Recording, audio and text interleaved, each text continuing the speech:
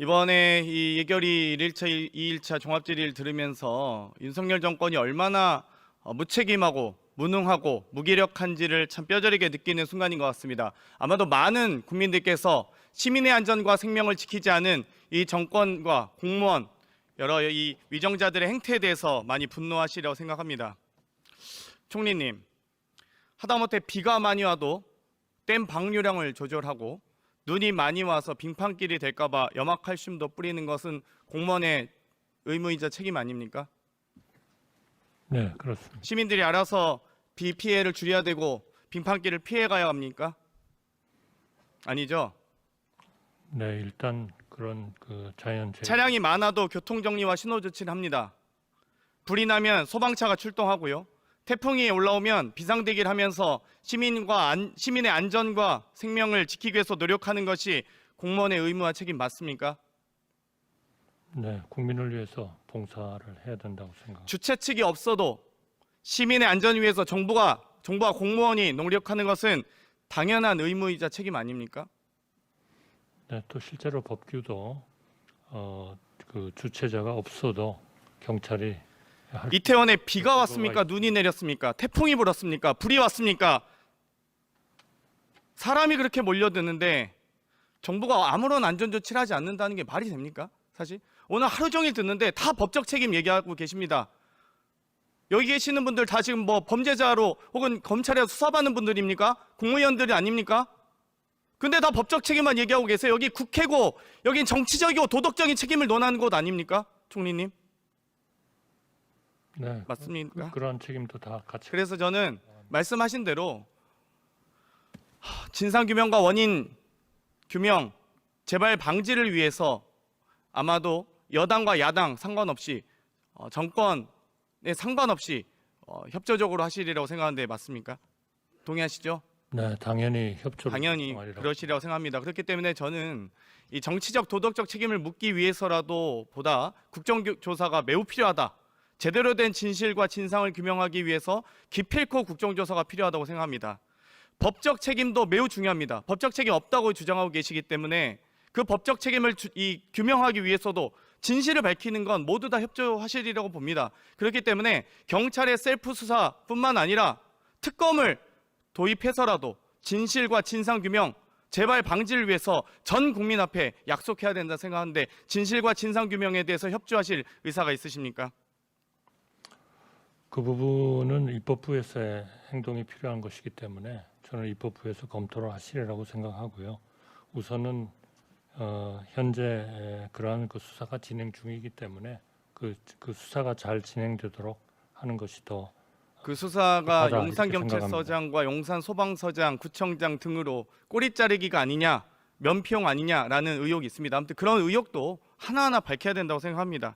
방금 이 존경하는 강선 의원께서 질의하는 과정에서 국무조정실장님 말씀을 하셨는데요. 강남역 하루 인파 13만 8천 명, 평일에도 그렇고 매일 그렇게 되어 있다. 제 딸도 버스 타고 다닌다. 우리가 그거에 그만큼 둔감하다는 발언을 하셨습니다. 해명이 더 가관이라고 생각하는데요. 제가 속기록까지 정확하게 확인하지 못했습니다만 이태원 참사 같은 경우는 특정한 날에 특정한 인파가 많이 모여서 생긴 참사입니다. 어떻게 우리가 그럼 전국에 있는 모든 지하철 환승역은 매일 아침마다 참사의 현장입니까? 국무조정실장님 어디 계십니까? 신도림 환승역 타보셨습니까? 강남 환승역 타보셨습니까? 아침에 7시부터 8시 사이에 7시 반부터 정확히 8시 반까지 러시아워입니다. 지금 잠시 국무 1차장이 대참하고 있습니다. 이 발언에 대해서 다시 한번 지적하지 않을 수가 없고요. 6개월 된 정부입니다. 저는 이 무능과 무책임, 무기력에 대해서 다시 한번 지적하지 않을 수 없습니다. 많은 의원님들께서 이태원 참사 얘기 많이 하셨습니다, 사실. 근데 인사, 경제, 국정운영, 교육, 국방, 외교, 치안, 금융에 이르기까지 지금 8가지 최소 지금 제가 생각나는 거 메모한 것만 해도 8가지입니다. 하나하나 말씀 한번 여쭤보겠습니다. 인사무능에 대해서 사퇴 및 낙마 6분 장관 하셨고요. 임명 강행 14분 하셨습니다.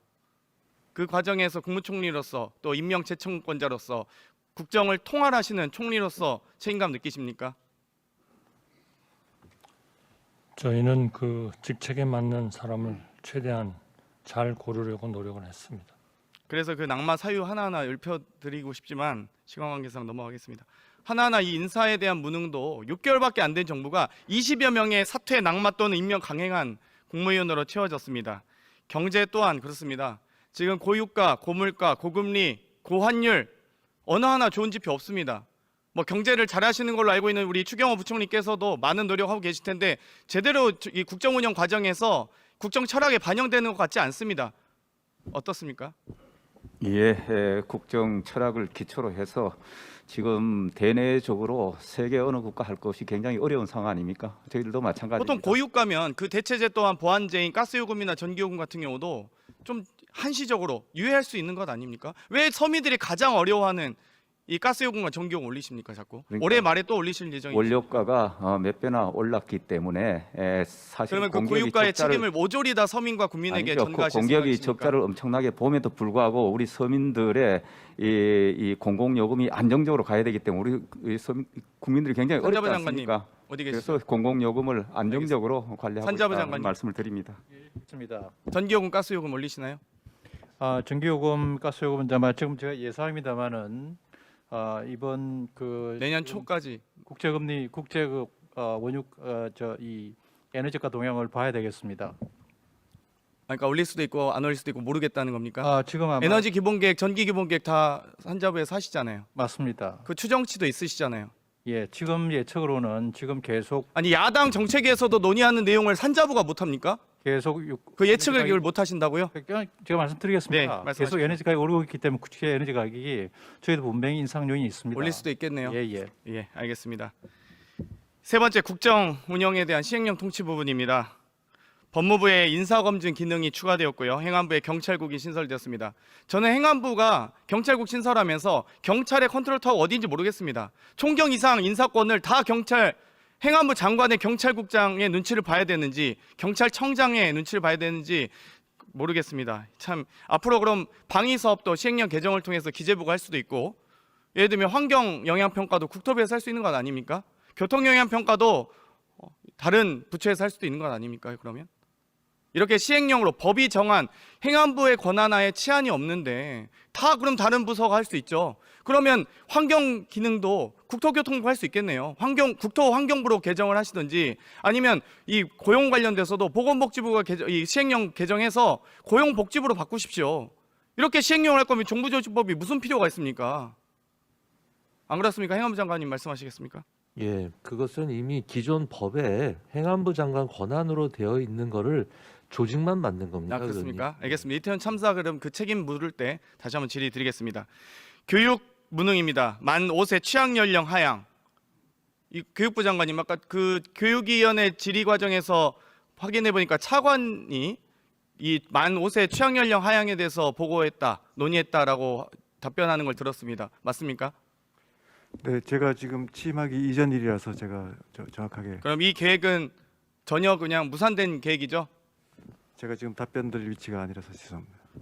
이 취학 연령에 대해서는 여러 가지 보육 과정부터 아이돌봄 서비스까지 모든 원스톱 서비스로 다 함께 맞물려 있는 문제입니다. 직장을 다니는 많은 이 젊은 부부, 아버지, 어머니들이 이 아이를 어디다 맡겨야 될지를 고민해야 되는 부분입니다. 어린이집에 안 맡기고 학교를 보내면 퇴교하고 나서 그러니까 하교하고 나서 어디로 보냅니까? 이런 부분까지 지금 제대로 대책 마련하셨습니까? 네, 지금 제가 취임해서 바로 좀 챙겨보도록 네, 하겠습니다. 확인해 보시고요. 아마 뭐 취소된 걸로 보입니다. 국방부 장관님, 예, 독도 인근에서 한미일 해상 합동 훈련 한 적 있습니까? 예, 했습니다. 예. 아니 이번에 독도 인근이 아니고 그 전에 한 적 있습니까? 한미일 합동 군사 훈련을 독도에 가까운 수색이 지역에서, 아닌 공격형 훈련을 한 적 있습니까?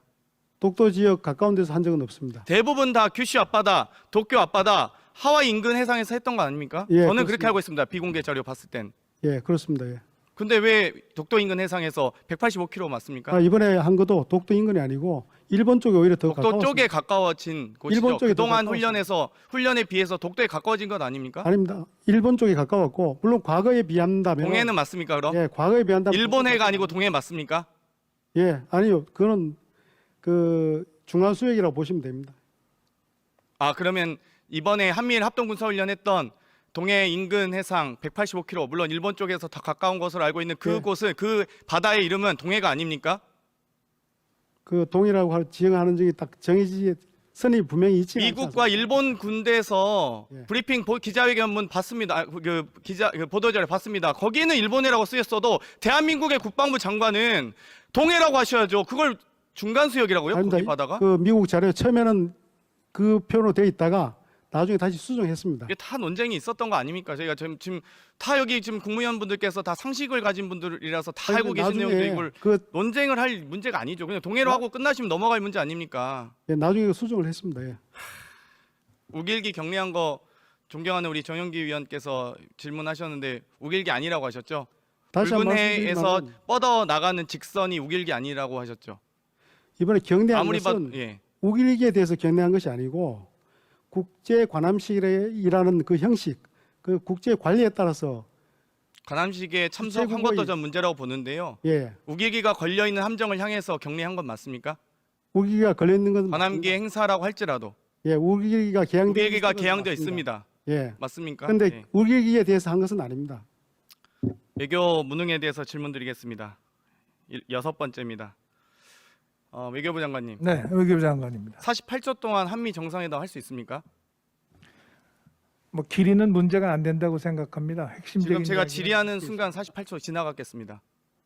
그게 48초 이게 회담이니까 저랑 지금 장관님이랑 그러면 회담하고 있는 겁니까? 그러니까 사실 좀 너무 무리한 거라고 제가 48초 만날 수도 있다고 생각합니다. 미국과 한국의 정상께서 바쁘실 수 있죠. 그러면 그걸 48초간 회담이라고 안 하시고 그냥 인사 나눴다, 뭐 화담을 뭐 나눴다 이렇게 하셨으면 아무런 문제가 안 됐을 겁니다. 왜 굳이 무리하게 이렇게 국정운영 하시는지 모르겠습니다. 48초 한미 정상회담입니까? 뭐 제가 회담이라고 한 적은 없습니다.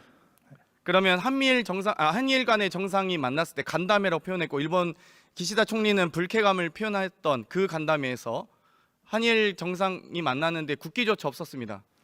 우리는 약식 회동이라고 하고요. 일본은 간담회라고 했는데 일본 관방장관 왜 다릅니까? 외교 같은 내용이라고 실무선에서 그 정도 용어는 정리하고 만나지 않나요? 왜 다릅니까? 뭐 각국별로 쓰는 용어가 다르기 때문에 그러면은 일본에서 한일 정리- 번역의 문제입니까 그건? 일본 관방장관이 간담회는 약식 회동과 같은 거라고 이렇게 얘기를 했습니다. 낸시 펠로시 하원 의장 방한하셨을 땐 왜 우리 대통령께서는 만나지 않고 연극 배우들을 만나셨습니까? 외교 일정을 그 당시- 예측하지 못한 겁니까? 그 당시 외교적인 대통령은- 실무 협의가 안 되신 겁니까? 예, 공식적으로 휴가 중이었습니다. 휴가 중이시면은 미국 서열 3위인 하원 의장이 방한해도 휴가는 꼭 국익보다는 개인의 휴식이 더 중요합니까? 뭐 꼭 그래야 된다는 법은 없습니다. 그러나 저는 판단은 외교부 장관님이셨으면 휴가 취소하고 만나셨을 것 같습니다. 솔직히 안 그렇습니까? 상식적으로 저도 아마 휴가 취소했을 것 같습니다. 낸시 펠로시 하원 의장 정도가 오시면. 7번째 치안입니다. 우리 경찰청장님도 계신데요. 재난관리법, 경찰청 직무집행법, 형법 많은 논의가 있었습니다. 그런데 그 논의 중에 전 1차적으로 가장 먼저는 대비 계획이 먼저 있었어야 된다고 봅니다. 그래서 1차적으로 서울시장과 서울경찰청장의 원인이 매우 중요하다라고 봅니다. 아마 행안부 장관께서도 경찰국 신설할 때 이렇게 참사 일어날 거라고 예상조차 못하셨을 거라고 생각합니다. 그렇지 않습니까? 그러면 1차적으로 이런 많은 인파가 모이면 이런 인파가 헬로윈데이가 지금 처음으로 대한민국에서 처음 개최되는 그런 행사도 아니지 않습니까? 근데 왜 여기에 대한 비상 대비 계획을 짜지 않았을까요? 용산경찰서에 맡기면 혹은 이태원 파출소에 맡기면 10만 명 인파 막을 수 있습니까? 아니지 않습니까? 왜 그렇다고 보십니까? 행안부 장관님 혹시 왜 비상 대비 계획을 짜지 않았을까? 왜 기동대를 배치하지 않았을까? 왜 안전 계획을 짜지 않았을까? 인도와 차도를 왜 분리하지 않았을까에 대해서 답변해 주십시오. 예, 많이 누누이 답변하셨습니다. 말씀드렸지만 개별적인 치안 업무는 행안부 장관이 행하는 것이 아닙니다. 그렇죠. 의원님도 잘 아시지 않습니까? 그러면 그 징계를 받아야 되는 가장 1순위가 서울경찰청장 아닙니까? 그래서 제가 징계권이 필요하다고 누누이 그때 6월 그때 말씀을 드린 겁니다. 경찰 내부에서 어떻게 돌아가고 있는지 제대로 하고 있는지 그걸 알기 위해서는 감찰과 징계권이 그러면 필요하다고 어떤 누누이 잘못을 해도 말씀드린 서울경찰청장은 임기를 다 완수하겠네요. 그 행안부 장관님 말씀대로라면. 아니 서울 경찰청이 잘못한 게 있으면 당연히 경찰청장님이 징계를 하든 감찰하든 하시겠죠. 경찰청장님, 112 신고센터의 직속 보고는 어디입니까? 센터는 서울경찰청에 있습니다. 네. 그러면 112 신고센터에 이 신고가 들어온 내용들은 다 서울경찰청장이 즉시 보고 받습니까? 그렇지 않습니다. 하루에 11,000건 정도가 서울청에 접수가 되고요. 그중에 주요한 네네. 79건, 그중에 11건의 압사 우려가 있었던 신고가 계속 속출한다고 하면 서울경찰 그 지통실이든 어디 상황실이 있었을 겁니다. 그 상황실에서 이건 상황이 심각하다라고 보고되지 않았을까요? 그 정도 인파가 몰리는 건 다 예상하고 있었습니다. 제가 과기부 장관께도 여쭤봤지만 SK, KT, LG 통신사에서도 많은 인파가 몰릴 것으로 예상돼서 통화와 데이터 트래픽을 관리하기 위해서 노력했다는 겁니다. 통신사도 하고 있는 것을 경찰과 정부가 못하고 있습니다. 이게 있을 수 있는 일입니까? 만약 그것만 대비했어도 이렇게 큰 참사 일어나지 않았습니다. 그래서 112 신고는 3시간 40분 전부터 6시 직후부터 보고가 빗발치고 있었습니다. 근데 그거 조치 안 한 건 맞지 않습니까? 네, 의원님. 기동대 배치 권한, 지휘 통제 권한 누구한테 있습니까? 뭐 통상은 서울청장에게 있습니다만 그 기능에서도 결정을 그럼 기동대 배치할 수 있는 여력은 있었습니까? 가능했습니다. 네. 근데 왜 배치 안 했습니까? 신고가 빗발치고 여유 기동대도 있었고 뭐 여러 지금 많은 어떤 분이 제가 지적하고 싶진 않은데 집회가 많아서 집회 통제를 하기 위해서 기동대 투입하기 어려웠다라는 분라고 주장하신 분도 있습니다. 그게 참사의 앞에 피해자와 희생자 앞에 해야 될 발언인지 여당에 책임 있는 분도 그러신 말씀하시던데 여유가 있었는데 배치 안 한 것 아닙니까? 그거 직무유기 아닙니까? 이런 상황을 예측을 못한 책임이 제일 크다고 말씀드렸습니다. 네. 저 지인들도요 6시부터 이거 그 숨막혀 죽을 것 같다는 많은 제보들이 저한테도 왔습니다. 저한테도 오는데 경찰이 그걸 파악 못한다고요? 제가 뭐 장경태 의원실 이태원 지부가 있습니까? 용산 지부가 있습니까? 그래도 저한테 연락이 옵니다. 핸드폰 다 있지 않습니까? 여기 계신 분들 모두 다 제보 받고 있는데 그걸 제대로 지휘 통제 안 한 책임이 있다고 생각합니다. 이 부분도 좀 지적해야 된다 보는데 많은 의원님들께서 하셨으니까 넘어가겠습니다. 8번째 금융 무능입니다. 레고랜드 김진태 강원도지사의 실언으로 인해서 저는 정확하게 그건 실언이라고 생각합니다. 지급 유예와 지급 불이행 매우 다르지 않습니까? 모라토리엄과 디폴트는 완전 다른 선언인데요.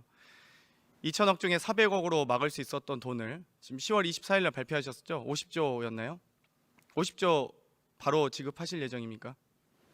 50조는 우리가 단기 자금 시장에 경색이 있고 하기 때문에 그게 유동성이 돌도록 금융권에 자금이 들어와서 그러니까 사실 이 당시에 400억만 있었으면 되는 문제를 해결할 수 있는 문제를 50조나 드리고 있습니다.